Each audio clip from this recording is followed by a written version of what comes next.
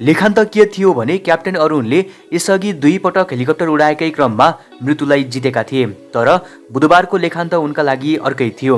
अरुणले तेस्रो पटक लेखान्त टार्न सकेनन्, सदाका लागि अस्ताए। त्यसैले भनिन्छ लेखेको पाइन्छ, देखेको पाइँदैन। लेखान्तमा जे छ त्यही भएरै छाड्छ। यो लेखान्त सायद क्याप्टेन अरुण मल्लकै लागि थियो। निजी हेलिकप्टर सेवा प्रदायक कम्पनी एयर डाइनेस्टी हेली सर्भिसका वरिष्ठ क्याप्टेन अरुणले बुधबार आफैले उडाएको हेलिकप्टर दुर्घटनामा ज्यान गुमाए। यसअघि क्याप्टेन अरुणले उडाएको कर्णाली एयरको हेलिकप्टरमाथि जुम्ला कालीकोट रेन्जमा पुगेपछि तत्कालीन माओवादी विद्रोहले गोली प्रहार गरेका थिए। द्वन्द्वकालमा माओवादीले प्रहार गरेको गोलीले अरुणको हेलिकप्टर छेडेर वारपार भए पनि उनले सकुशल अवतरण गरेका थिए।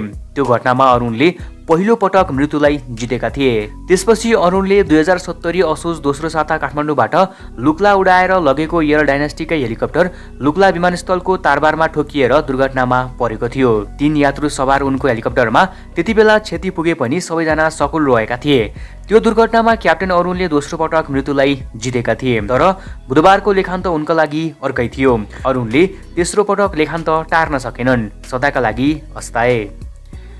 हेलिकप्टर उडान सेवामा कुल क्याप्टेनको छवि बनाएका अरुणले बुधबार काठमाडौँबाट रसुवा स्याफ्रुबेसी उडाएको हेलिकप्टर नुवाकोटको शिवपुरी गाउँपालिका 7 सूर्यचौरमा दुर्घटनामा पर्यो। उनीसँगै 4 चिनिया यात्रुहरूले पनि ज्यान गुमाए।